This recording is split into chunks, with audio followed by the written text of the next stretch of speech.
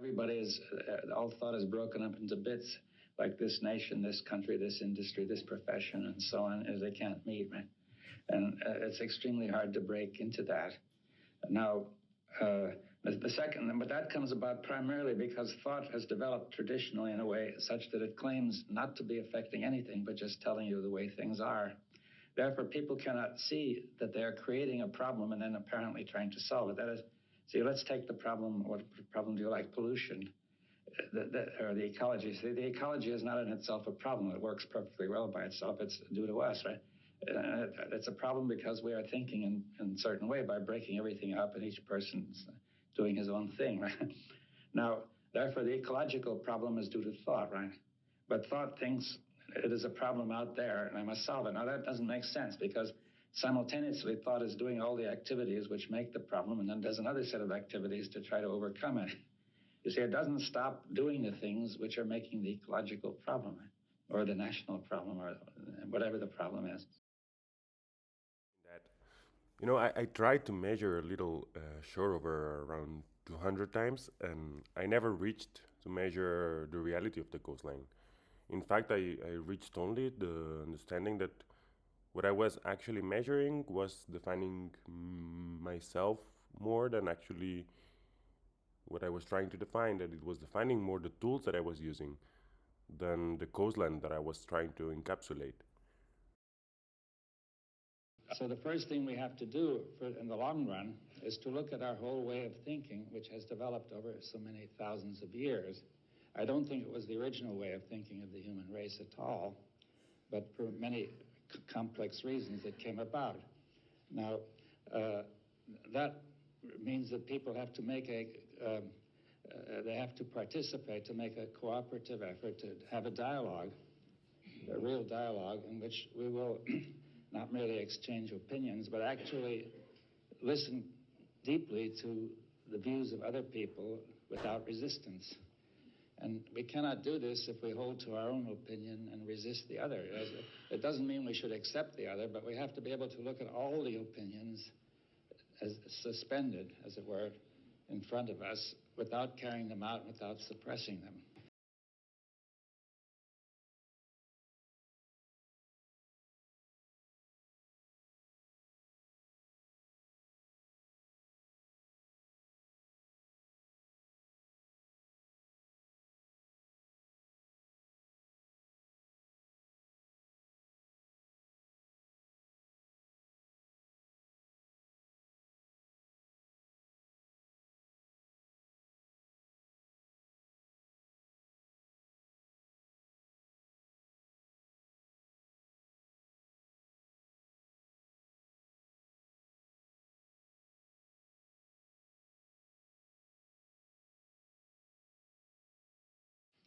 I think science has begun to replace religion as the major source of the worldview.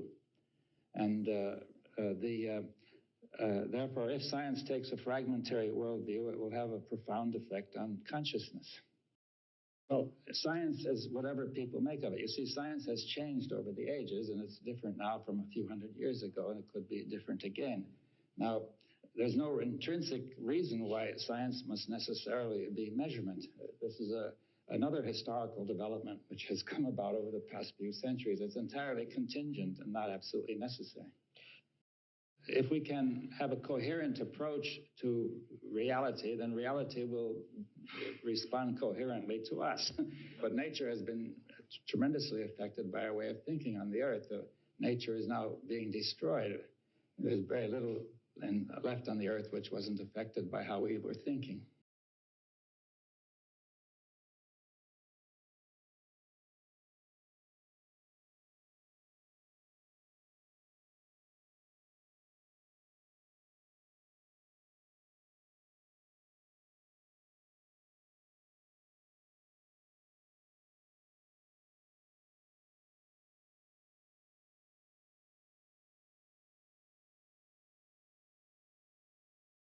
The earth is one household, really. Yeah. We're not. Hola, hola. Hello, hello. Welcome everybody to this 11th chat that we have. Today we have with me the amazing Lorenzo Gerbi. Hello, Lorenzo. Hey, hello. We go back almost now 10 years, and I'm very happy that you're here, Lore.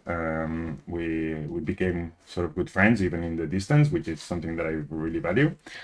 And I think that you're, as I said to you before, you're one of the success cases of our generation. And let me explain why, Lore, before. Exactly, yeah. Before the expectations start to rise, yeah. Okay, so generally I read what I write, and I want to say that it's quite funny to see how people write and describe themselves. You made it quite difficult for me because you made a huge long text that probably I will have to repeat it a few times. No, it's a joke. But Lorenzo is a designer, a curator, and educator based in Eindhoven. He is the co-director of Baltar Laboratories, a cultural interdisciplinary lab focusing on societal issues through a relational approach, creating spaces to rehearse living otherwise. In his practice, he proposes a rupture in the broad discourse around inter, trans, and multidisciplinary by adopting an indisciplinary approach that relies on temporality, removing disciplines to help develop a better collaboration attitude between them. I will stop here. That's perfect. It's even too much. No, Wow, your camera is super sharp, huh? Wow, I was just comparing the two qualities. It's like, it feels like I'm but I have the normal photographic camera attached to this, so that's why. I mean, I've been doing it a few times, so let's. Yeah, you are professionalizing. A bit nice. setup is okay. So we talked a bit about it. What is indisciplinary, Lorenzo? Yeah. So it's one side is a kind of, as you said, I try to disrupt this idea of multi-inter, and at the end I'm just adding another prefix. So I don't know, is this really a disruption? Sometimes I ask myself, but it's about indiscipline, so not discipline, so about removing disciplines in two ways.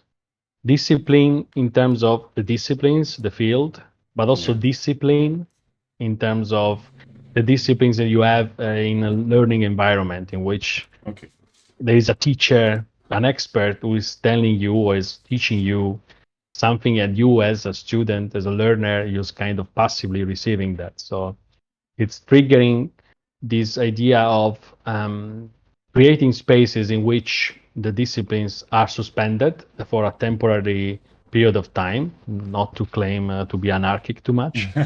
But in that sense also is suspended who is the expert and who is the student, who is the learner. So what kind of space in which we create in which there is no somebody who has the knowledge, but it's more an exchange that comes from having urgent topics that we both want to learn. Who is facilitating and who is participating. So that's a bit the idea of indisciplinarity, and is also recognizing the fact that whenever we talk about interdisciplinarity, especially in my practice, that in the last, let's say, 10 years or so, was to have people from different disciplines, like a scientist as an artist, working together.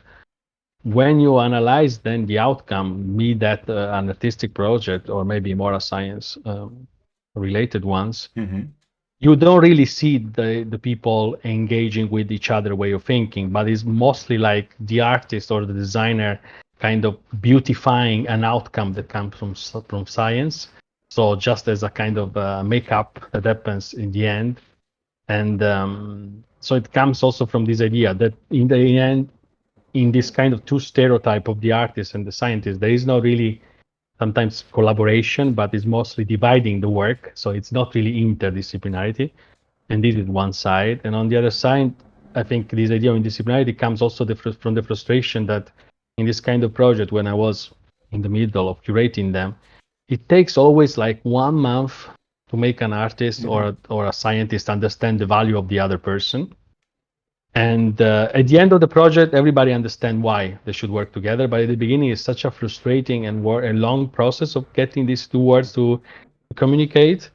And and from that frustration, I say, okay, I don't want to do this anymore. I want to create spaces in which people are there as people and not as they are disciplined themselves. So one of the, let's say, pedagogical devices of interdisciplinarity is to create spaces in which nobody knows who is who in terms of what people are busy with in their job or professional life. But they just join as people that are interested in that learning together, the discussion on that topic. So in that sense, in disciplinarity. I think that it's quite funny, because this argument, I mean, that you're taking, how long it took you to reach this point. Because when I met you, you were very busy into other things. Maybe you want to explain them, or at least that's how I felt about it. But Yeah, I mean, yeah, it's I a was very busy. clear argument. Let's say right now you have it. No, it's a very clear discourse. But yeah, how did you arrive here? I mean, we met in when you were doing a master on information design. Then you did another Yeah. master. Then in the meantime, you started working in this field. How is this process for you? Yeah, I think this process, I mean, it was nice because a few years ago, 2 years ago, I did another master more in education, in arts and design. And one of the first assignment we had, it was about a position paper, you know. So through this position paper, I went back to all the kind of education that I did myself, and I kind of realized that I mean, my choice for design was a choice for a field which is open to other fields. No, is always an in-between discipline design because it has to kind of relate with different words, or whenever a different projects open up different collaboration always. You know, if I have to produce this bottle, I don't know anything about glass, but I will have to kind of get an expert about glass processes before doing it. So for me, design came as a way of choosing, of not choosing, you know, a discipline in which I wanted to work in. So, and it came, I mean, if I have to go back to high school, I did kind of a scientific high school. And maybe sounds a bit arrogant to say, but I was quite good in everything, you know. So it became very difficult whenever you finish high school. Say, okay, what I will do You're now, the you know, opposite of me. because it's not clear from kind of the marks you get what kind of path Yes, you are yes. doing. And then of course the first obvious thing I think I applied for chemistry, and I was looking at other things in kind of polytechnic school. But then I went back to one of my passion, which was photography, and Yeah, I I was remember. doing photography since I was little. Since I was 10, I was building my kind of soft boxes to do kind of still life pictures. And going back to that, you know, at that time, I didn't even know what was design, basically. You know, it was not something that was an obvious path. I think it was around 2008 when I finished high school. So I get to design because it was something that was about working with images. So it's the closest thing to photography I could get into. Also because for photography there was not really university besides some academia that bachelor that started after in Italy. There was not really a path.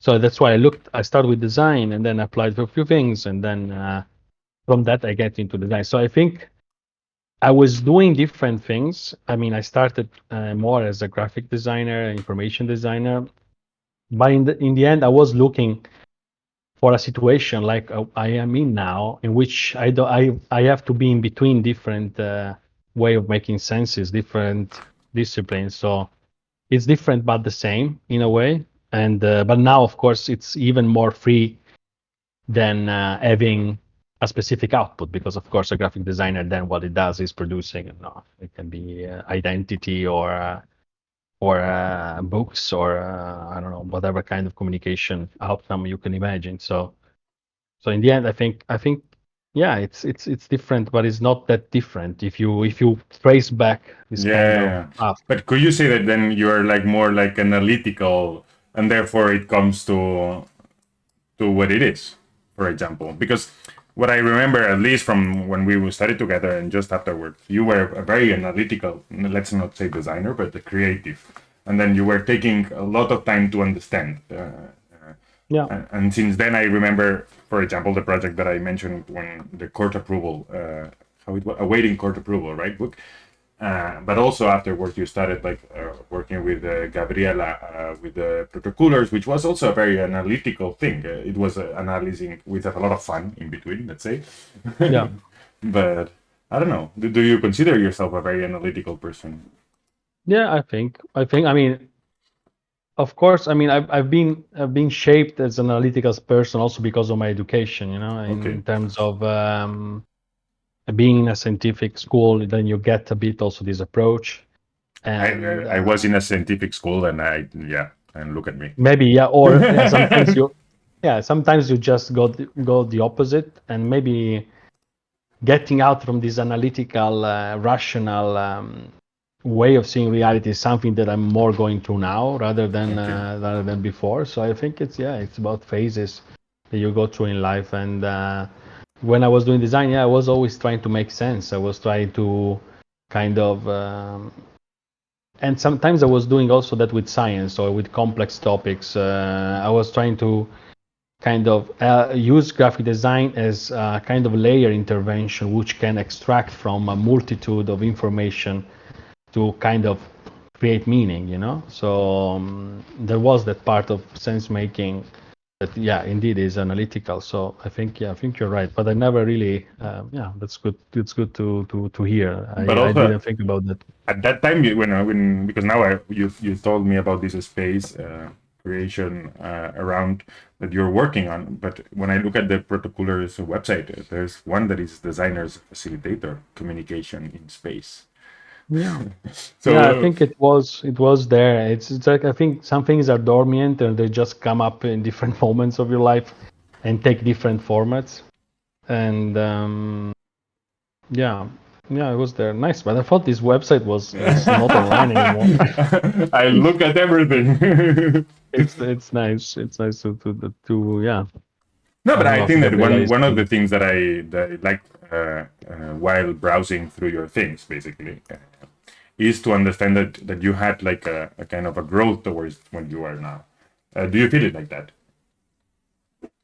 Do you think? What? No, Sorry, I if you missed the feel word it that it's growth. been a growth, or it's how it's been your path, or you see it like a, Yeah. or you just see It it has now. been a growth in terms of enlarging a bit. Yeah, maybe approaching design, because of course when you do a bachelor, you do something, it's about design in a specific outcome. It's a specific medium you have Yeah. to deliver. And I think also to the experience that we had at Design Academy was also about seeing design as a different way of accessing and producing knowledge. So that kind of opened up also the work that I'm doing now. But I've always been kind of divided between being a designer, so somebody who is doing things, and somebody who is organizing. So I was always half in the cultural world and half in the creative sector, because it was for me a good kind of balance between having to deal with the empty canvas and having to deal with organizing something that exists out there. So I think in this way, I mean, with also the work I'm doing now, I kind of put this together, because in designing cultural programs or learning activities, there is all these kind of elements. So it's about the visual aspect of things are looking, how they're looking, curating the content, but also understand how people get together. So also design the space and the conversation in a way that kind of create different ways of talking that are also, I mean, sometimes it's really especially, I mean, maybe this is something that comes more from the educational kind of vein. It's more looking at something very simple as the way you put chairs in a room is already affecting a lot the conversation. So it's always about design in terms of intervening in a space, which is like curating the space, the physicality of it, but also the visual aspect of it. So there are all these elements, and I think I got lost a bit in what you were No, saying. I think that But, one thing that I like that you're pointing towards, and I put it on my back with it. It's basically because design for me is organizing. Actually, my thesis is called partially design as organizing, but I think also it's because most of the things that we do as designers is organized, whether it's material or immaterial forms. No, So, I think that while you did it in two different roles, let's say as the maker or as the cultural programmer, I envy you, just so to speak. I think it's a very privileged position that you have. But then I want to ask you, how is creativity in organizing? How do you feel it different in between when you organize or when you make, let's say, so to speak? No, because it's a form of making, and I think creativity is about in those cases, it's about the spaces, but also how you write specific things, the name you give, the visual identity. So it's still a lot creation in terms of how you come up with a new trajectory. You know, it's about, of course, research, reading, but in the end, that kind of magic moment of having to have a piece of paper. Maybe you don't draw on it, but you write on it. And I think also writing, it's an embodied act of creating, even if it looks like just pressing some Types. buttons on your keyboard. But it's also putting together people, arranging who is there, who is participating, and sometimes, I think when you are, I mean, it's also difficult because, of course, when you do education design, then everybody expects a designer to be a certain kind of thing. While normally in the world, nobody really gives a fuck what kind of things you do, you know. But you kind of say, "Oh, I'm an information designer. I have to do this," you know. And otherwise, people say, "Ah, yeah, you are actually not a designer," you know. I mean, maybe now I don't care about this labeling because I also I don't know if what I could call myself. You know, sometimes now having a position which is okay, I'm a director of an institution, that sometimes ease up. You know, because also director doesn't mean anything. Yeah? It doesn't mean a field. Oh So no, it's not a field. It's a role. Yeah, it's a role, and in that terms, it's making life easy in trying to explain all these kind of different dimensions there are about your work and how those emerge differently. So sometimes you are 10% curator, 20% designer, and 40% educator. But it's not that you are going to make that distinction every time you talk about yourself. So it's kind of a middle name that works. Yeah, I mean, I think that it positions you. But there's something that you just said that it's not only typing. And when I talked with Maria Puispa, she reflected something that I've been thinking more and more lately, which is since she started writing about her thesis, her writing also affected her design, rather than the opposite only. That was generally that her thought was, well, I design and therefore I write. But now it's been differently because she sees design as writing sometimes. Yeah. And I think that I quite agree. I think, but you have to have how many qualities then we have to be good in these kind of fields. Yeah, but maybe it's not about being good. You know, it's like I think designers have a specific way of writing. Sometimes I read books from designer, and I think there is some sort of understandability in the way we deliver what we write, because we are used to be able to communicate very quick and in a very spontaneous, immediate way that sometimes in the writer you don't see. But that sometimes is about the structure of the sentences, the number of subordinates you have, the visual metaphors. So I mean, especially when I write, I tend to use a lot of visual metaphors to explain things. Also, when I talk, I tend to use a lot of visual kind of comparing abstract concept to a very physical situation. And that kind of stays in the way you make sense of the word. So also in the way you write, which is one output of that sense making. But I think it's interesting. Yeah, with Maria, she was telling me about this. I think it's also a PhD research. Also, she's doing about it. Yeah, for sure. I think there's a lot to. I think it also in the way. Sometimes we plan the way you write because it's not you write, you put yourself in front of a screen. So there is also some sort of accumulation processes. And to me, sometimes I think it's like when you have to learn to draw. When you don't know how to draw, what you do is you detail immediately things. while it's like this idea of Michelangelo marble. Yeah, you need kind of to carve the big basic Yeah. shape, and then you go in details. And then also for writing, if you start detailing immediately, then you lose this sense of whole of the whole things that you need to write. So it's also about writing generically and then kind of sizzle it, like finessing it, changing the word. So I mean, more or less the approach is the same. It's just the material is different. You know? And then let's say that because we talked about the creative process, so what is creativity for you then? Because writing can be a creative act, obviously, design is Yeah. also, but what is creativity?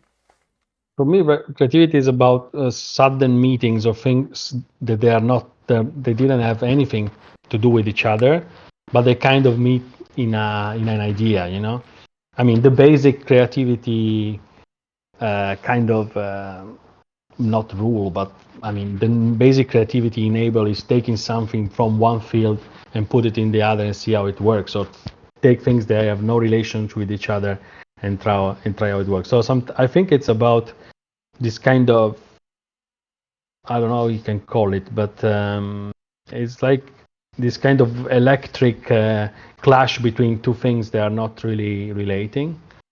And to me, creativity is also about irony, you know, and sometimes Irony. I thought irony, irony. and I was like, what? Yeah, it can also be. But that's an automatic act in which you Yeah, can think and create because it's liberating I agree. your brain doing an act, a repetitive act. But I think it's yeah. Irony, I you lost the said. thread. Irony, yeah, because it's, I don't know. I tend to be very sarcastic and as a person, so I see the the construction of a joke, for example, as an act of creation because you have to put together things that are not, they are just there, very quickly assemble it, and it makes maybe a funny thing in the end. And that's about it also in creativity. And sometimes you have very shitty jokes before arriving to the good one, but it's like with ideas. It's necessary to have very shitty ideas to go to the new one, because in the end, quoting somebody that I don't know, I don't remember, but it's, I mean, shitty ideas are the compost for the good one, you know. Oh, nice. So you have to kind of grow out of that, because and it's nice when it's a conversational process. So you throw shitty idea in the middle of the table, and somebody say, "Wow, this is shitty," but I take this little thing from you, you know, and then you build, and then. I think it's important to create those spaces which are non-judgmental, so people can throw on the table the shitty ideas on top of which they can actually build a very good concept. Not so. For me, that is creativity. So creating, allowing also spaces in which those connections can emerge, and sometimes it's about also about ironing or walking or Yeah, because one of taking the a things that you shower. said is that one of the creative moments for you actually is walking, traveling, and having conversations. Yeah, So yeah. when you walk, it's also like, but so it's not it's a social act or is an individual. Let's put it like that. So you walk with, It's or mostly you an walk with your individual. brain. It's mostly an individual act, but it's basically, I think sometimes it's about the way that brains, in a way, works in the back, like in standby mode. There are some ideas developing, and you have to allow those spaces of nothing for those ideas to emerge. And it's also about how much you like what you're doing. If you really like what you're doing, you're always thinking about it. If you hate it, so it happens, you have a project that you don't want to do and you hate it. Yes. This back in your mind processing doesn't work because you try to avoid that any moment. While if you enjoy what you're doing, there it's kind of there anytime, and it's kind of emerging in the moments you never expect that to emerge. So it's also sometimes it's also about the capability of grasping what's emerging in whatever moment of the day, put it somewhere and look at it. And that's also in the way about writing, you know, Yeah. there is also a way of writing. You keep a chaos file, so a document open in which you just add things, and then you don't have basically to think about it. You just put ideas there, and after 2 or 3 weeks you go back and you kind of link those ideas that you have, and then you have a project. So sometimes I don't know. And It's then you have a project. no, it's a very easy recipe. It feels always so complicated. Yeah, how do you create? It's about an accumulation of small things that at some point need to be put together and delivered, and then this kind of connection emerge, and then you don't have. Yeah, maybe this is more something I learned with time, because more before was like, okay, I have to do something, you do it last minute very quickly, but you also lose the joy of doing Yeah. when you put that pressure on you. So pressure can work, but then on longer term can create some sort of frustration that doesn't help the creative process. So if you see making more an accumulative act, then you can have joy in all the small little parts that makes the whole. And when you say that, like, because how do you approach a project? Because now you said, like, okay, I might have like this accumulative chaotic text. I might have these ideas that they join together, and I might have this social point where I meet with somebody and then we talk about something. Yeah. Is that how you create projects? Is that how you start? Yeah. From? It's like, I think I don't know. I start to put my mind on something when so it's very intuitive and kind of in the belly, It's like, Indisciplined. yeah, no, it's more like, okay, you talk with somebody, they mention this idea. They talk to someone else, they mention the idea, and then suddenly you find this book somewhere else. Then you start reading. So it's like about perceiving these kind of moments of it's kind of between synchronicity and serendipity. It's like, Oh my God! There's a lot of chances there's a lot of chances. Yeah, exactly. There's a lot of chances. So it's just, and sometimes it's like being on it long time. I mean, I never like wake up and say, okay, I'm coming up with a new program. Okay. It's mostly with conversations with my colleague or things that I read. Then somebody else, maybe in our team, is reading that, and then you start kind of. And tomorrow, I mean, for example, tomorrow I'm spending 2 days with my co-director Marlou.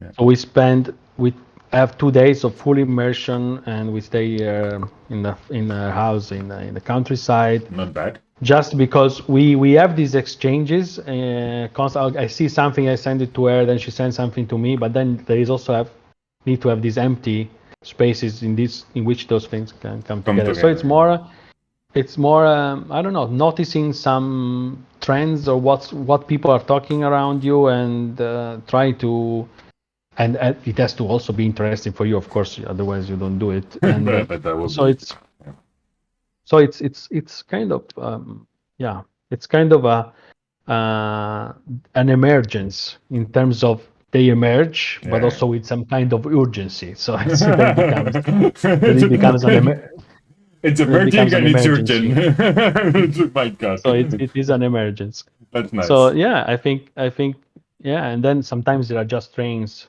passing in front of you that you catch them, and so it's not really a kind of detailed planned way of doing, but it kind of, you access this kind of sixth sense, then you can smell it, when something it's coming together, and then you just trust it, and then you go on. But it depends also what kind of project you have to do, that sometimes changes. Do you work a lot with your gut or not? This sixth sense, your body, like this intuition, this because it's not, it's some it's I'm learning to trust it more and more. While before, of course, and it's a thing when you grow up, you start to kind of seeing patterns of things that works, also in the way you are working, and then you just go with them, or sometimes trigger different ways. But it's mostly a sensation and a shared sensation. So I'm not just alone. I mean, there is people around me, and both in Baltan, but also artists that we are working with. So you tend to have very nice conversations, and that happened also 2 or 3 days ago. So I was going to this festival, and I was with one of the artists in one of the fellowship program about crypto art and NFT.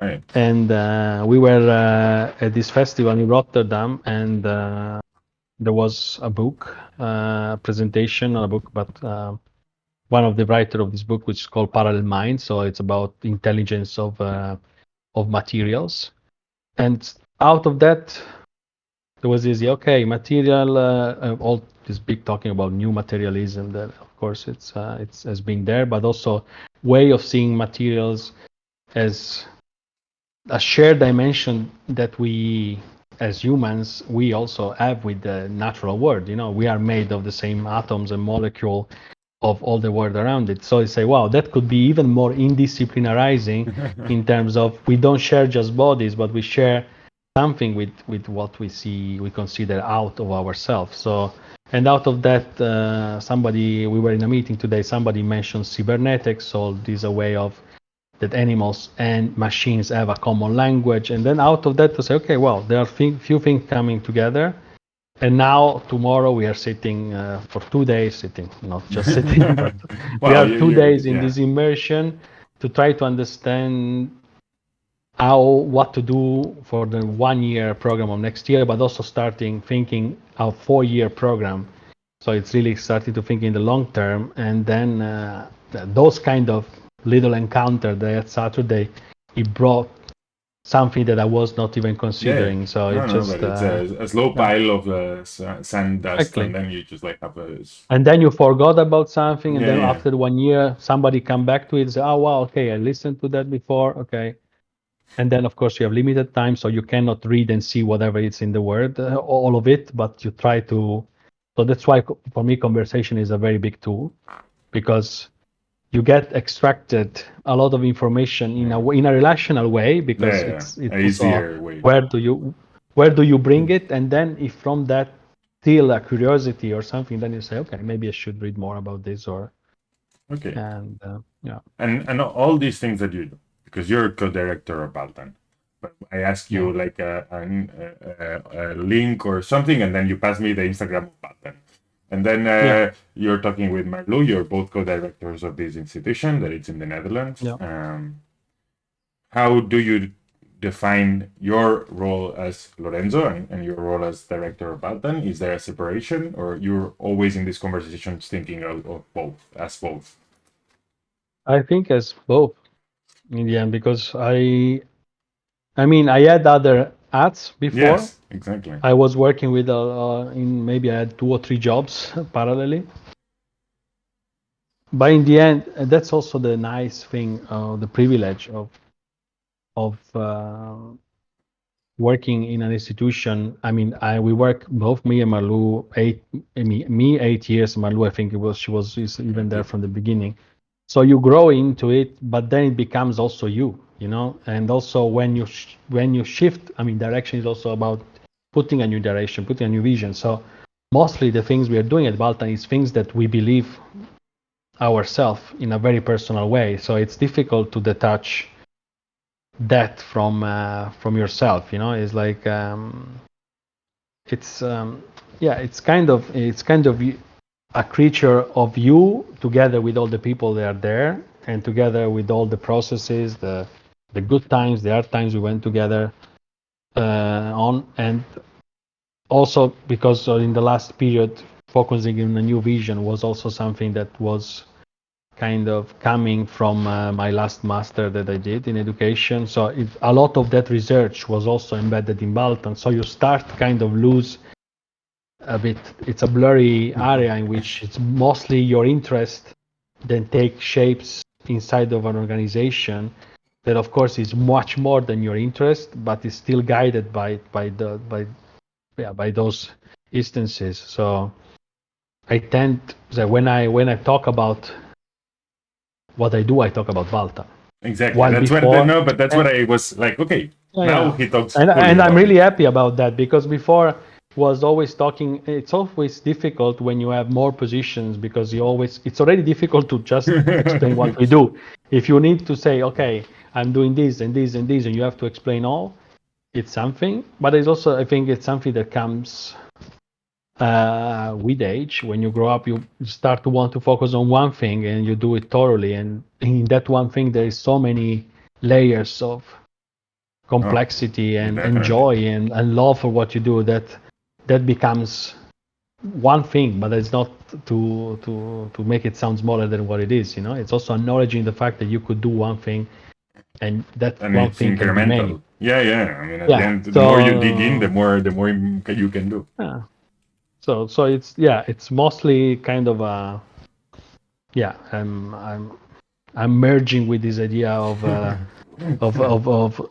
talking about Baltan as I talk of myself, because there's a lot of myself in what I put to Baltan, but of course there is also Yes. a personal side, Of but course. normally you don't talk about that much, so.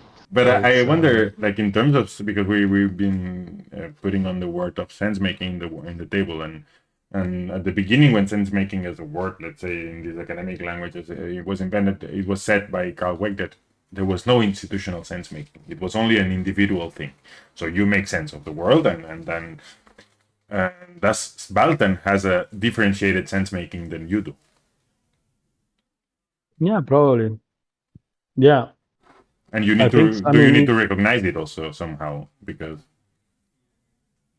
yeah, it's yeah, I have a different. And also because Baltan is not just one person, yeah, so that's definitely clear. it also brings us a certain kind of heritage. So I could talk now about Baltan in this term, but of course it has a history of 15 years. So it's also what people think about what Baltan is, Completely. which it probably costs us something that we are not maybe doing anymore in the way people think the stuff that we do. So it's always kind of this compromise between what you're thinking and doing, what you think, what other people think you are doing, and what you want to, how you want to link to the heritage of what has been before and what is being now, what is now. And in the end, it's not that far away, but it's not that we are proposing something totally different. It's just building is an accumulation process in a field that has been changing a lot, because I think 15 years ago, art, science, technology, and design together was something still considered new. Science fiction. Now there is a lot. Yeah, Yeah. even before, yeah, of course. But institutionally wise, there were also fewer institutions dealing with that space. Now it's something everybody is doing. So you kind of have to evolve, especially if you want to be on that kind of line of pioneering new words.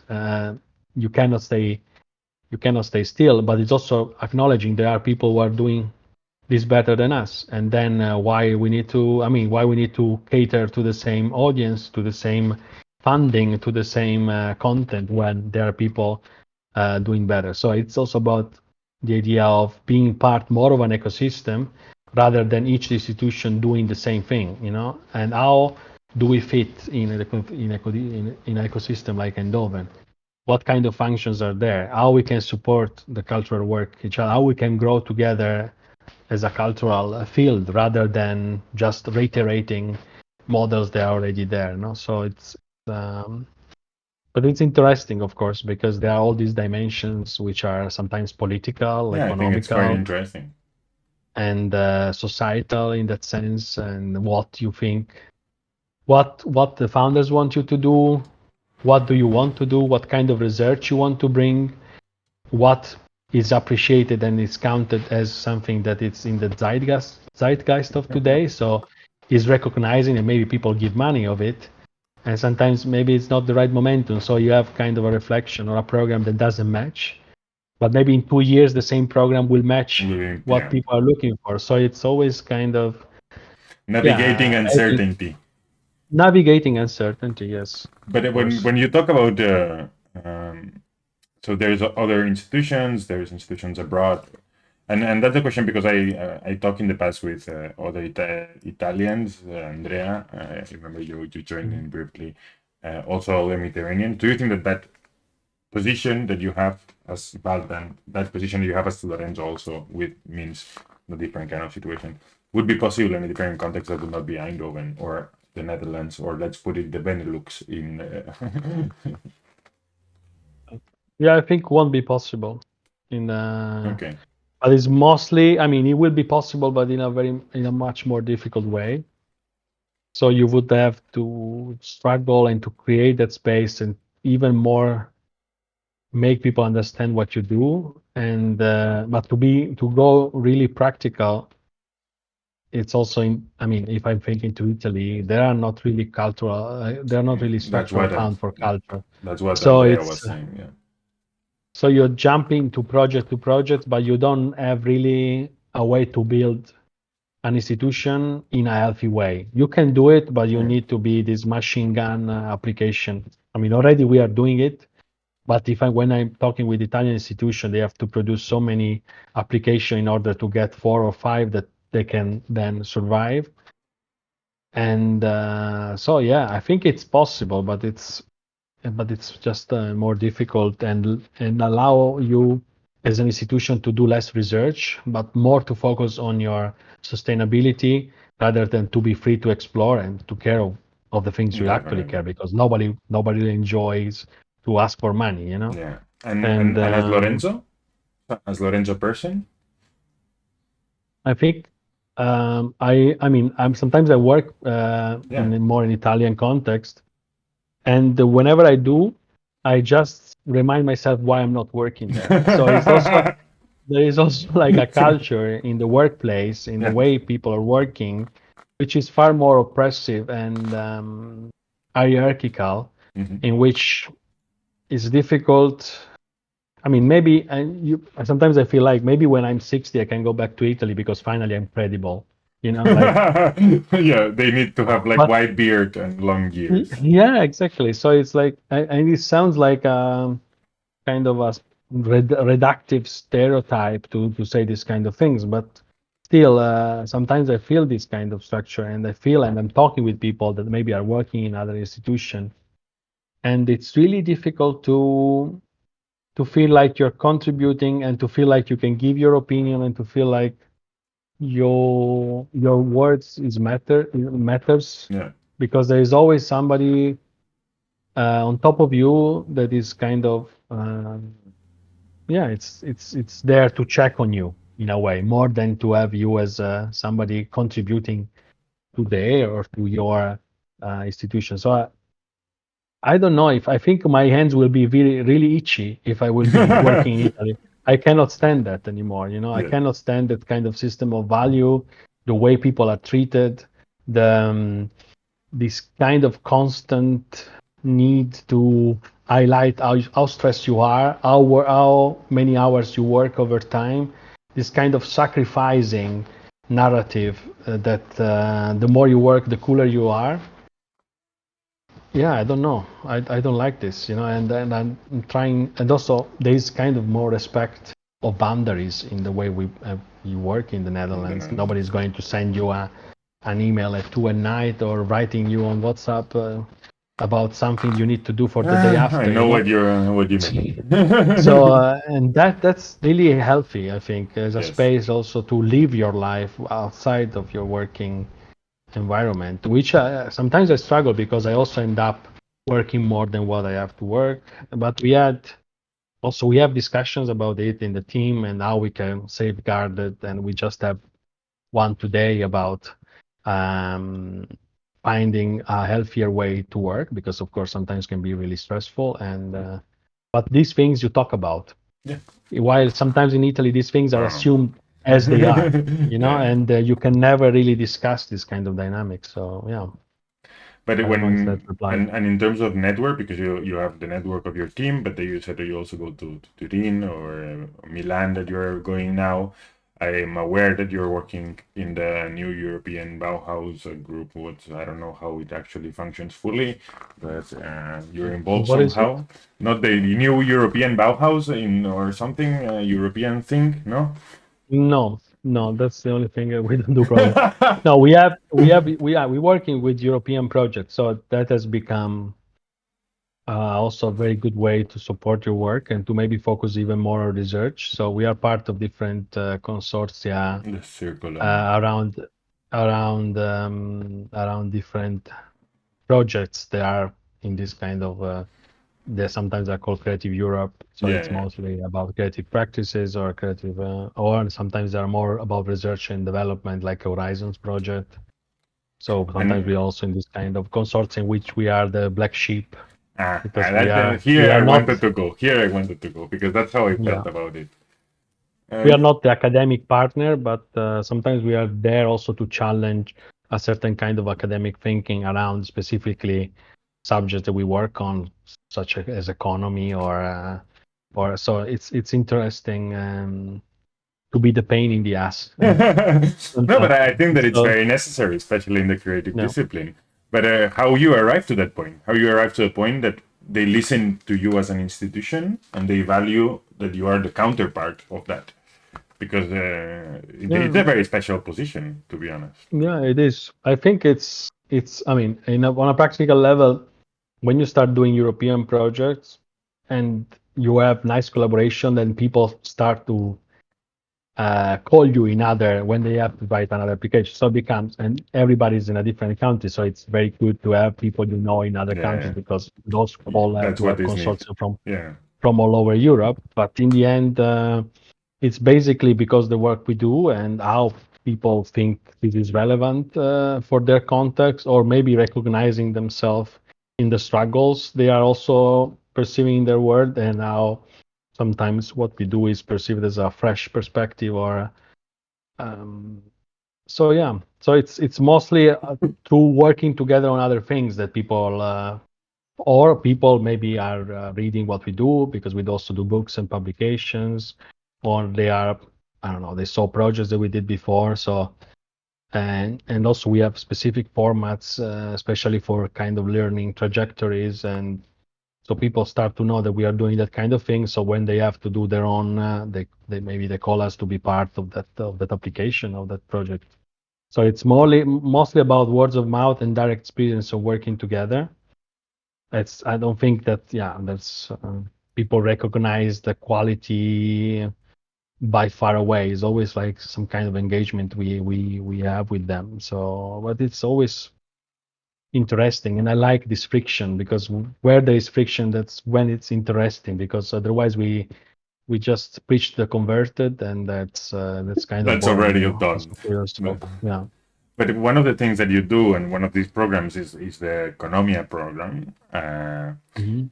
And when I asked you to share with me a link, a Yeah. visual, something that you would repeatedly watch, you shared with me this one. Yeah.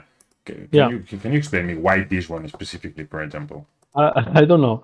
I think or it's a random? I think because yeah, it's the video is a part of our video exhibitions that we did when there was still lockdown, and I think I chose it because yeah, I think it's visually interesting and was kind of a reaction to all the online VR exhibition that were kind of popping up in that period.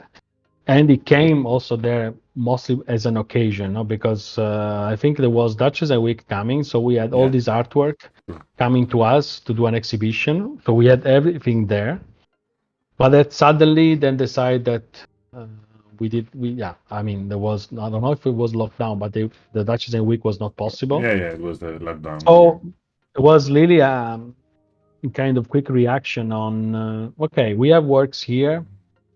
There's no sense to send everything away, so we can do something that can be perceived as an exhibition. And then we start playing, and that was like this kind of very, very quick exchanges with Raphael, another guest you had before, I guess, Raphael Coutin. Yes. And we start fantasizing on the idea of having a movie set in which we can show the artwork in a more kind of performative way. And after, I mean, the first idea, and then we talk about how we can do that, and then we suddenly come up with this idea of, okay, what are the kind of dynamics you have in a movie set? So of course you have cameras, of course you have sometimes this kind of dolly track to do this kind of dolly cam Travelings. Yeah.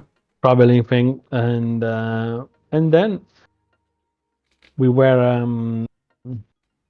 I mean, and then we got excited. I mean, on idea of building a movie set in a basement and spending.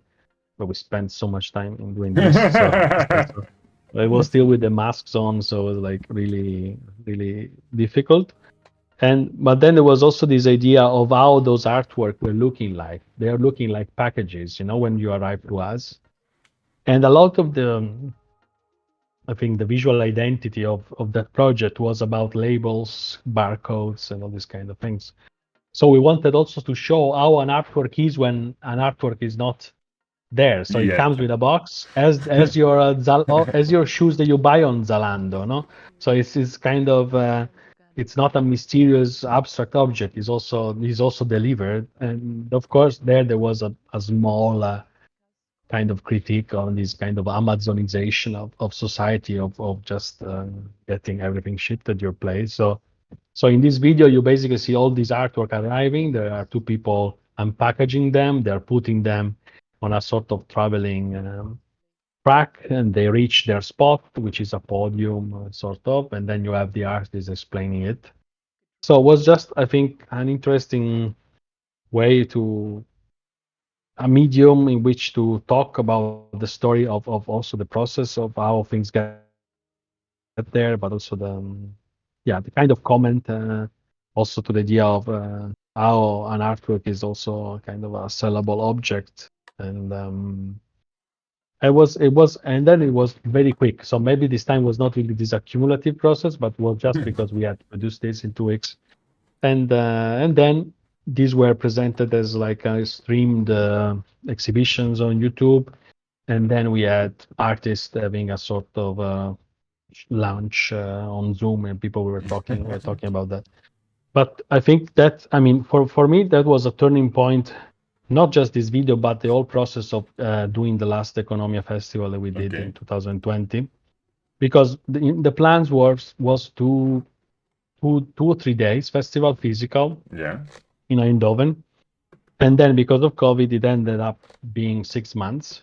Yeah. But the amount of care that we put into creating this lecture, they were online lecture, not for them to look like another Zoom session. So we worked far away with the artists. They had to do the recording. Then we all did this editing, which we were expanding the recording with materials that were popping up. So it was about thinking, wow, a lot of the work we did before as an institution is to provide a stage, and then the person goes on the stage and talk. And now we are really producing the content from A to Z. So in the end, you have to engage with the content much deeper. And of course, you are not going to end up putting all this work in 2 days, but you dilute them in order that every week we had another lecture. And it was so nice because we had a group of people, an audience that was staying with us all these weeks. And some of this dimension of feeling how, as a cultural institution, especially when you topic about like economy, doing a 2 or 3 days festival, what is it? Is a spaceship in the life of a person. You get so immersed in the topic, then this goes away and bye-bye. But rather have this idea of as a little drop of water every week, kind of instill, and having this kind of life. You go on with your life, you are an economic being, but you still reflect on the things you discuss every week. This idea of training, of reiteration, of repetition, and how you can learn much more when all this content is diluted and just not condensed. Because also when it's condensed, to be really honest, you have to make choices. You see 3 things, and then you end up wanting to get out and have a beer because you don't stand to be in the room anymore. While we were all there in our living rooms, listening to people talking, looking at this lecture, and we were learning, and in a much more relaxed environment in which there is not this performance of the speaker on stage and people asking questions in the dark with a microphone, and was much more informal. And from that on, we said, wow, maybe we should, as a way to make public this process, I don't want to do another book, but let's bring this experience into creating a learning community about economy. So economy is not a festival anymore, but is more kind of became this learning community, which is called Make Economy Yours Again. There was lasting, we did 2 editions, but we are planning to have other one or similar format in different topics, which is basically a 2 months program in which for every week normally on Thursday from 6 to 9, people from very different disciplines and from all over Europe were coming together to try to learn about, but also propose a new way, new narratives, new economic narratives. They are not just based on a very rational and capitalistic take on economy, but bringing marginal knowledges in order to have different discussion about economy. And if you, I mean, maybe you wonder why it's called "Make Economy Yours Again," because it's come from this idea of "Make America Great Again," which is I didn't want a to sort say it, of but yeah, which is also a way to for us to acknowledge how populism managed to talk to the belly of people, and now we want to address strategy in which we de-rationalize also what is mean to be in economy, to also see how talking to the belly, so to a level of feeling instead of understanding, could help us develop agency and care and wanting to act toward the thing we don't find right in the economic system we live.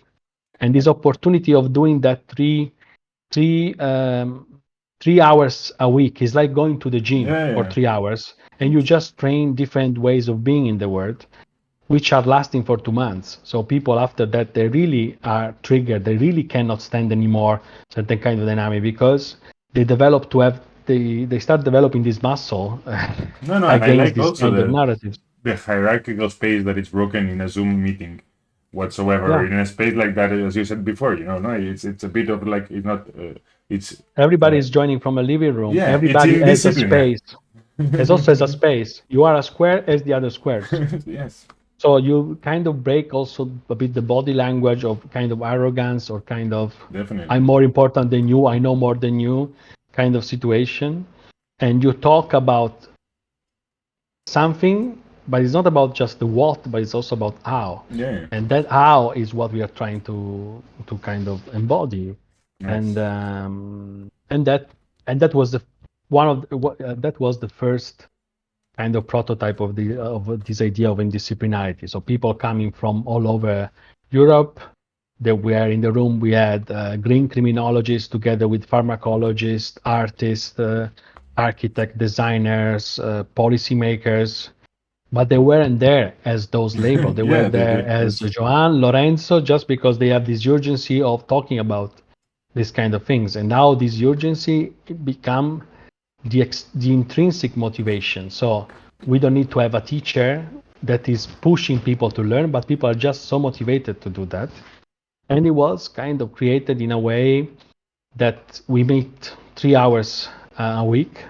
For the three hours, we kind of before we were reading materials or listening to podcasts, so we prepare this common ground by preparing these references before, and then we get in the room, but there is nobody explaining because nobody is an expert of this. So we Yeah. try to make sense of it together. We try to highlight what was something a takeaway from that, and also sometimes doing activity and about this, so workshops, and this idea of learning in a space in which nobody is really expert is kind of liberating, especially towards economy, which is always a sort of black box in which we don't feel we have any agency.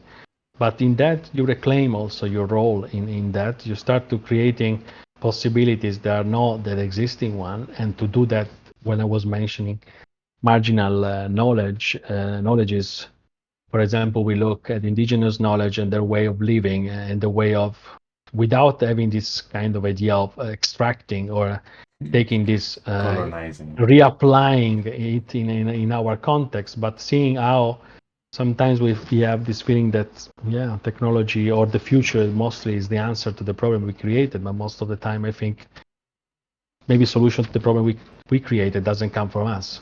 No, that comes also from certain kind of knowledges that are being described as primitive, while in that primitive there was this kind of overlapping of culture, nature, and economy in one layer, in taking care of the place you are in and not taking more than what you need, or in most cases also giving back. So that's an example. Also, or another example is about embodiment. So how we can unleash where this these ideologies are inside our body, because embodiment is not just about learning how to go on your bike or play violin, but it's also about responding to specific system of patterns of behavior. So in the end, the capitalism is in your neck and your swollen foot at the end of the day. So it's also knowledge that through the body we have just been losing through the division that you have from body and mind, that is from Aristotle on, that we, from then Descartes, then Enlightenment, and also just seeing the body as an empty vessel, has been removing us from a different way of assessing also spirituality or other dimensions that are parallel to the understanding which we're making. I mean, also if you connect that to indigenous knowledge, that's also a way of being in the world that we got completely erased because we need to become very productive beings, Do you think that out of these conversations, at certain point, by the creativity that you expressed before, this thing of coming to things from different places that they explode, could come out like a pragmatical answer to the current need, or it's more an intentionality? The learning was always connected to an action, something that people have to take on in their life. And sometimes there were more projects, so just to mention, and that was also nice to see how in discipline were these projects. For example, one person did a rap song about the housing problem in the Netherlands, or somebody else finded a way in Spotify to get out of your loop of suggested songs by having but very simply, I mean, they also send a message to Spotify, but very simply was an account shared by 10 people, so it was getting so confused by your personal data. It was always suggesting things. So those are little things that just reflect on certain kind of dynamic of the capitalistic world we are in. Or another person was writing kind of positive affirmation. Whenever you start a day, you read this, so my body is not a force of labor. So, and then we were fantasizing. Should we put these little sentences on top of when you have your tea in the morning on the square of the paper square with all very inspiring sentences to start your day, Indeed. So these very little things that they are not art, they are not reflection, there's no philosophy, but it's kind of weird in between. So in that way we had this kind of materialization during the process and during the learning community. But it became more on the long term something revealing, at least for me, as when I see myself as a curator, the fact that if you build this learning ground, it means that cultivating that ground will create us projects for the future. So after 2 years or 1 year and a half that we had that experience, we had, for example, artists coming back to us with projects that were reflecting on that learning. Nice. So me as an institution, I don't have to go outside in the world and I have an idea. I have to look for artists. They are doing that idea, but I kind of grow those ideas inside, and I develop longer relationship with practitioners at large, in order that becomes also more sustainable. You create relationship by learning. Then you, as an institution, you can support them to do their project, to produce it, to exhibit it, and so it becomes a much more interesting way of working and to go deeper in the content that you are doing by just creating that learning that comes as a starting, and then you harvest after a few months or one or 2 years. So in that sense, I think for us was also a conclusion that we want more to engage in this kind of relationship rather than do a 2 or 3 day festival or having an exhibition in which those topics cannot really address. But of course, this is always coming as a challenge in the cultural world, in which impact is counted as numbers of visitors. How a person that did this 2 months of this process get impacted by it is not as somebody's passing by in an exhibition.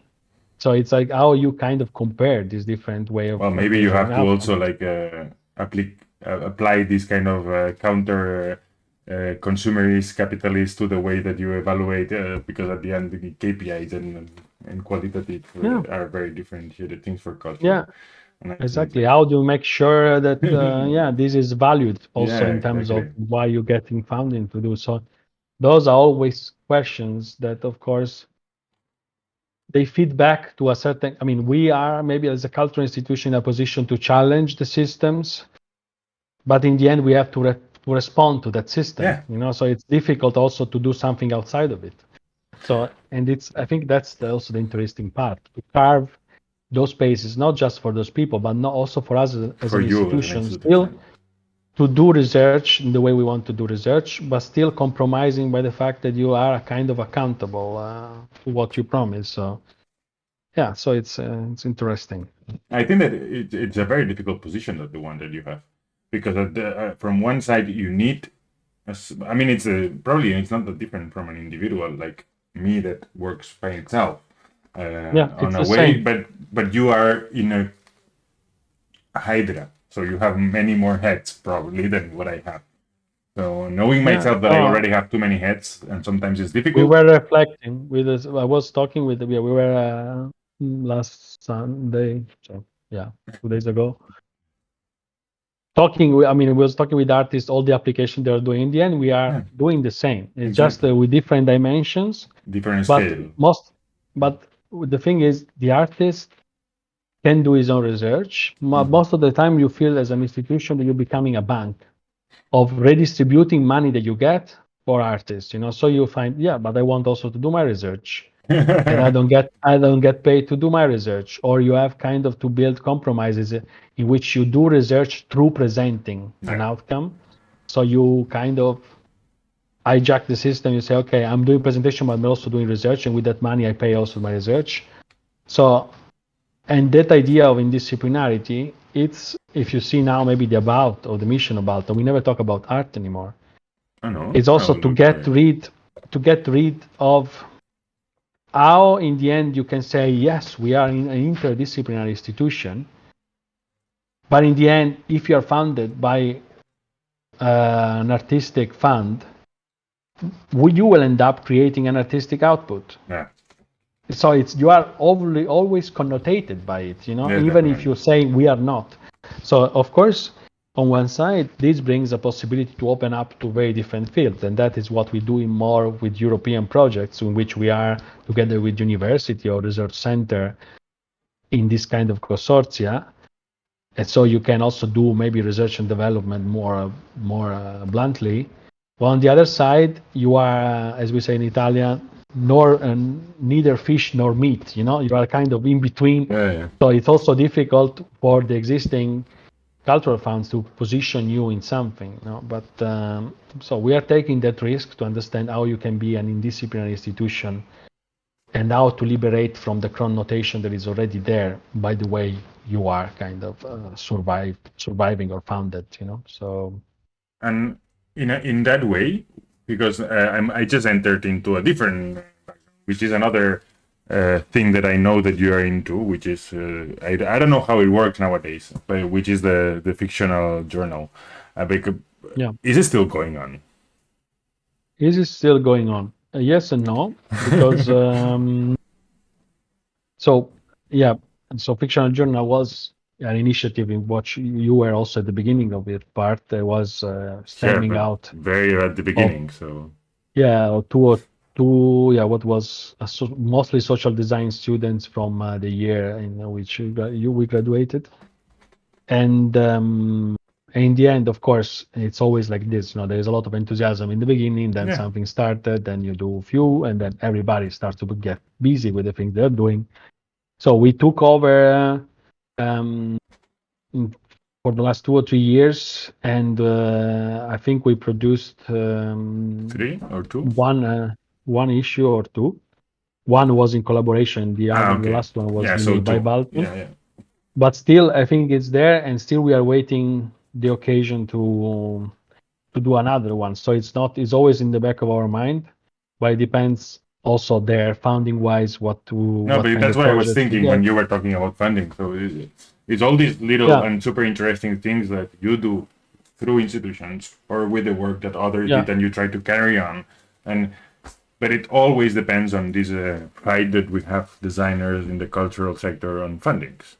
and it's always depending. and it's a bit sad in that way, no? I mean, how do you feel about it in terms of politically speaking, not institutionally speaking, but like you're in, as we said before, in Holland, it's amazing, of course, but in terms of European thing, how do you see it happening? You mean European funds? Yeah. Because I recently participated in one, and just the craziness of it's interesting. Yeah, it's crazy. It's crazy. I mean, it's crazy, but you start to navigate it at more or less, because I think it's always a very good chance. I mean, to bring, especially because it gives you the chance to tap into things outside of your country, so a different way of operating, but it's also there always a problem. Not a problem. It's like European projects have a specific language, so you need to be able. You have an idea, so it's always like that. But this is also for national fund. You have an idea, maybe you write a text, but then you have to translate it in a language that is kind of working, and that's why European project designers. This is a profession now. You have courses, you have masters about it, because it's a specific skill of going back to the priorities that each call has to reach, the objective. There is always a very specific language. So that's the difficult part, because you have to do a translation job. And but I think they're mostly a very good chance, and they are a very interesting one. So now we won an Horizon project, a Marie Curie project, which is about PhD exchange. So we will have a few months a year, 2 or 3 PhD students working with us. What is this? What to come? I don't know. I don't think you are in the universities. What do you mean? I'm doing a PhD. You are doing a PhD, but not in the ones we're working with. No, you're not working with Navarre? You're not working in UNAF? No, maybe for the next one. So it's interesting because you also have these secondments, you know. So we have PhD. So the idea also that, and this is also another one we're working with Pablo, to have PhD trainings both divided in academic and non-academic institutions. So to share these two. Like it works in the industrial PhD, but in not industrially related. Yeah, and so you get, for example, I will be going, I think 1 month in different years. They will send me to Darmstadt in this particle collider. Oh, nice. There to help them set up an artistic program next to. So it's like sometimes wow, very random, but very nice. It's also nice because in that way, and this is specifically a project about epistemology in technology. So how kind of the way knowledge is created can be diversified in bringing especially artistic practices into scientists, and those are mostly all polytechnic universities around Europe. So I think it's interesting, and by those exchanges, other projects come. Maybe they are not in European, but collaboration, and you just expand your network. And sometimes you feel like, okay, the work you do is mostly outside, and you know, most international recognized than locally. So that brings also sometimes another problem because of course you also need to kind of deliver into your community. And yes, definitely. But I think there are great ways to get in touch, to start, but of course it's a lot of work. And last year we wrote 10 projects, and those are huge ones. And then of course Horizon projects, you can arrive to 20 partners. So already all the logistic of working together on a 300 pages document is like, I cannot imagine. It's very challenging. Okay. Anyway, it's been a while. I just have 3 last questions. If they are quite quick, if you want them to make, and also one is, what is your favorite food, Lorenzo? I think I wrote risotto. Yes, but what kind of? This is also, I don't know. I like all risotto, but it's also something that I'm really enjoying cooking. So here I want to go. So you like cooking it and eating it. Yeah, Yeah, but because it's all a set of rules also that is like very is very analytical in that sense, and it's very specific, and so it's sometimes I enjoy it because there is a lot of chemistry in it as well, in the way what you put first, what you put afterwards. So it's like this complexity that in the end I'm consuming with my belly, just to close the loop with before. And Nice. so that's Do I you would think say that one the of my favorites. design, whether it's organizing, curating, or whatsoever, has to It's do also with the cooking. yeah? Because when I was little, I wanted to cook. I wanted to be a cook, and then being a designer is not that far from be a cook. It's just a bit less. I think it's less stressful to be a I'm designer just than be saying. a I'm just cook. going to let you know something. Only the Mediterranean people agreed with this affirmation that me and you agree. All the Yeah. people that I Okay. asked that are not Mediterranean, they disagree. What they say. Well, extended Mediterranean. Let's put Rafael within Mediterranean. Okay. Okay. So how they see that? They That don't there's see no it as another. relationship. That cooking is a very pragmatical, methodical thing, but design is something different. That Mhm. they cook to eat and eat because they need it. I mean, it's an external research that I'm doing, Yeah. I don't know. I don't know. but I think that Yeah. I don't it know. has to do with a lot. And also for me, and going to you also, those times of eating together is something that for me, eating and cooking and designing has a lot to do together, and I like that Yeah. especially. But I mean, going back to talking about European projects, so we meet in these meetings all over Europe, and we talk about we have I don't know, there are speakers coming, sessions, but in the end, the work is done at the table. The collaboration is at the table. The best idea are at the table. So I think best memories are made at the table in I general, and agree. I think it's also a way of knowing.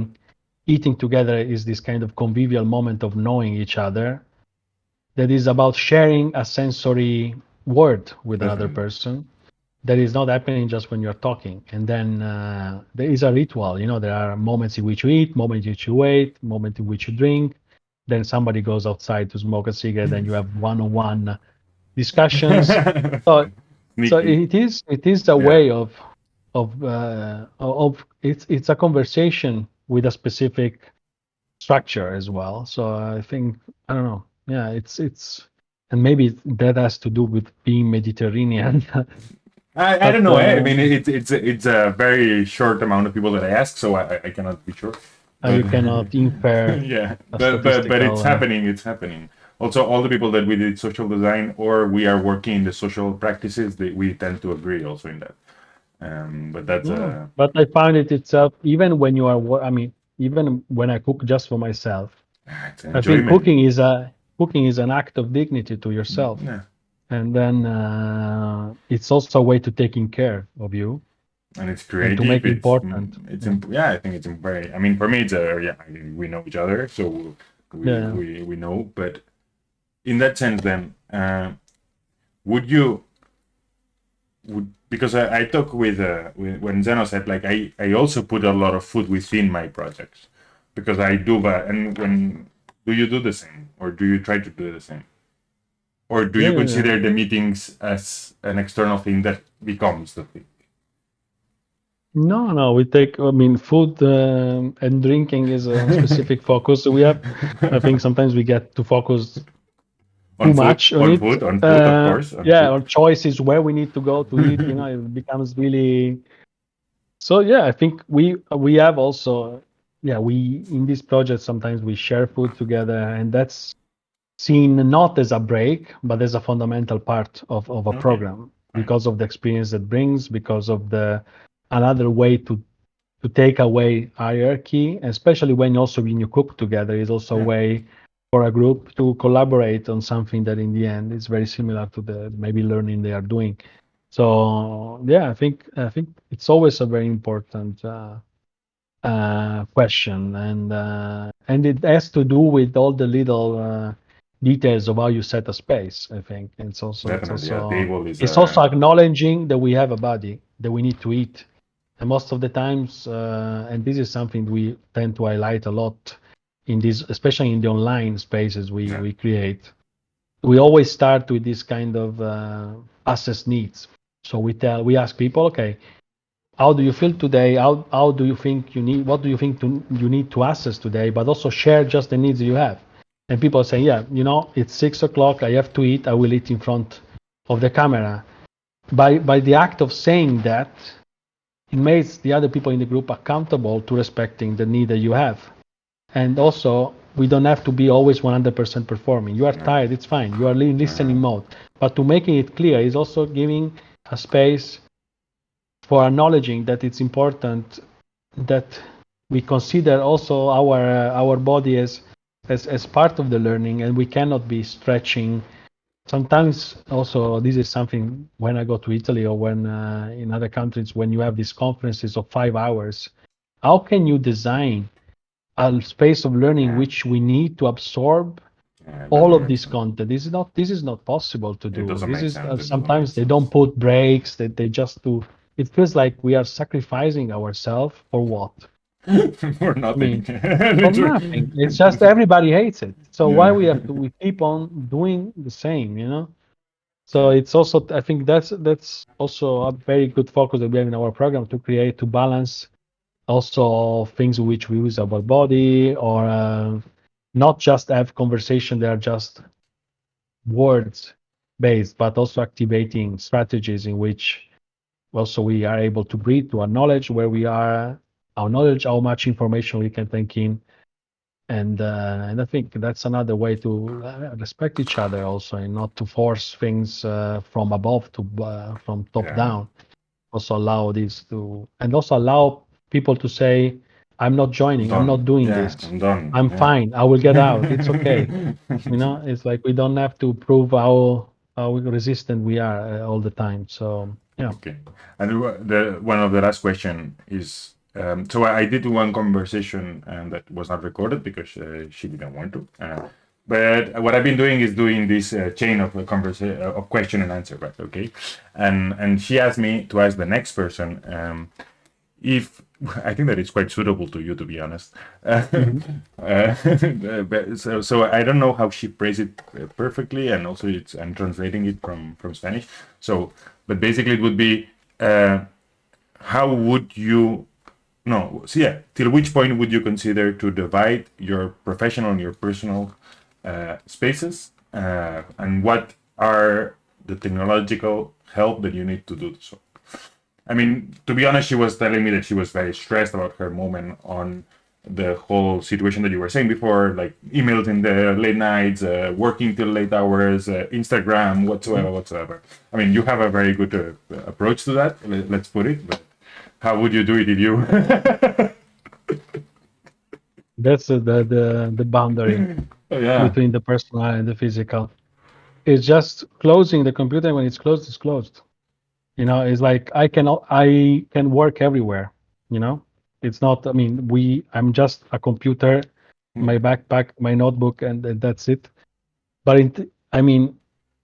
I have this practice. It is a practice of resistance nowadays. It's amazing. It's like it's a political act, and because of the difficulty of having this, because I'm traveling a lot.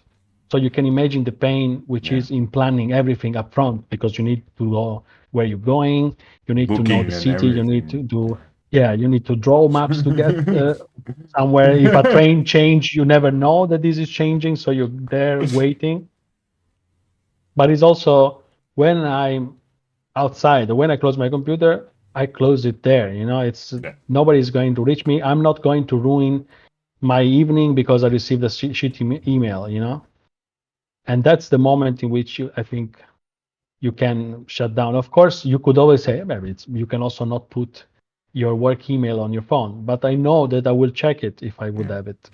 So it's like trying to know yourself and try to find the ways. Sometimes there's also these very practical ways for having that space. You're very radical, to be honest, but...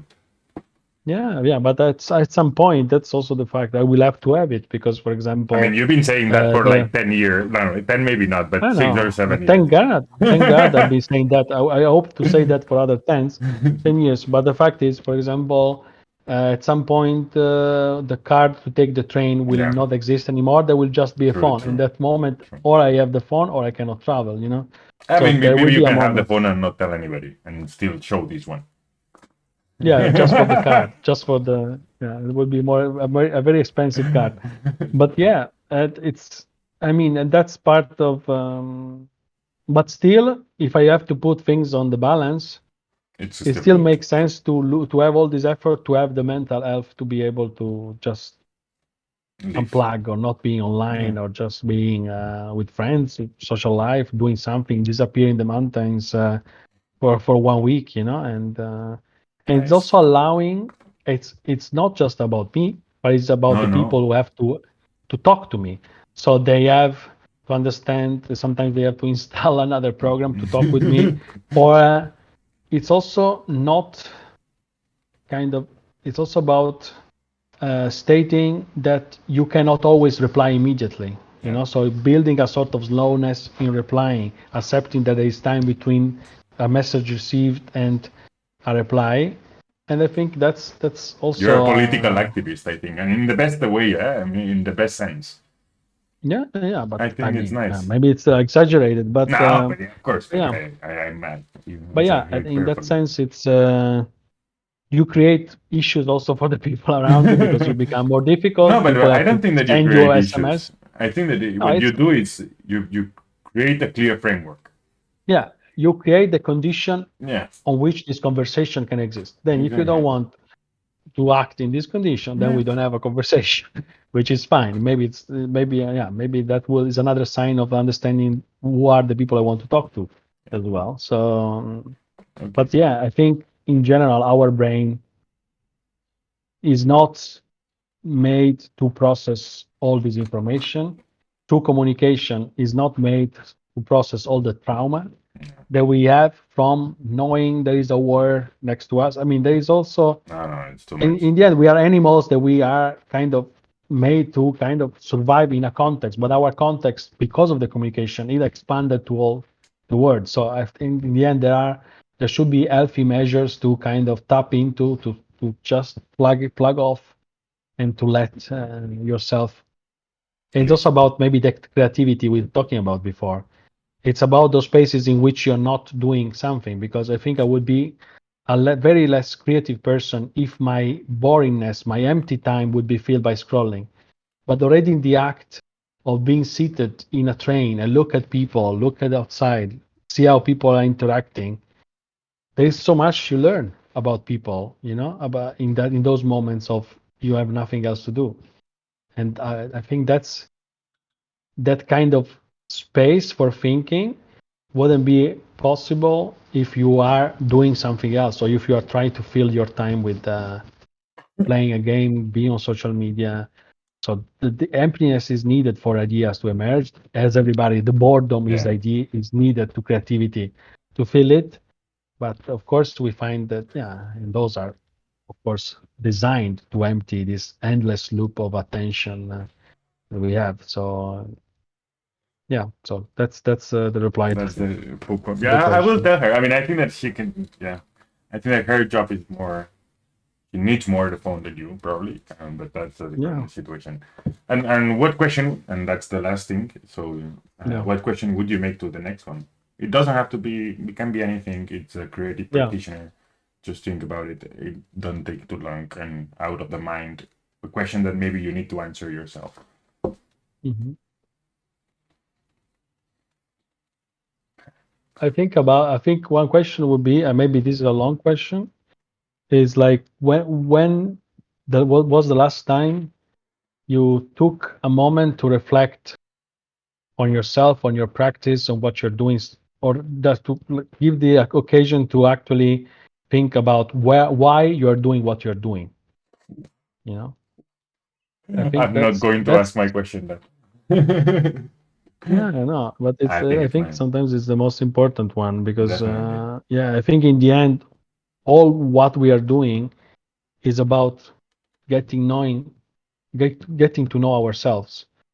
And when you kind of more or less, I mean, I'm not saying that I get to know myself, but it's like it's a process, and all these things, and this is about design, how confident you are about things you're doing, or how you feel your limitation, the borders of what you can do. That's the space in which there is opportunity for creativity. There is opportunity to not feel stressed. There's opportunity to know your limits, but also challenging them. So I think that would be my question. So what was the last time you stopped to reflect on why you're doing what you're doing? Yeah. Deep. Cool. Do you have any question, Lorenzo, or anything to say? No. Thanks for this chance. It's always nice to.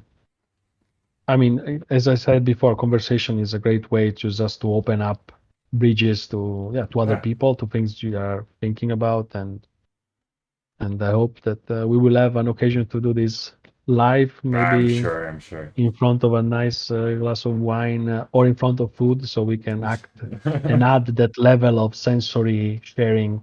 I'm Maybe we are sure. I'm missing sure. now. My planning is October. For I will try. Okay. I think Good to it's hear. nice. Yeah. I want to thank you again for wanting to participate. Thank you for this space. Thank you for the space, Lorenzo, also Yeah. for your space that I know that it's quite busy. And I don't know. But that's about it. This situation create a moment in which I have to take 2 hours to think. Yeah. So it's about creating other maybe Twitch live, or because it forces you to take time off from whatever you have to do, and I think that's really valuable to do. So thanks for that. Indeed.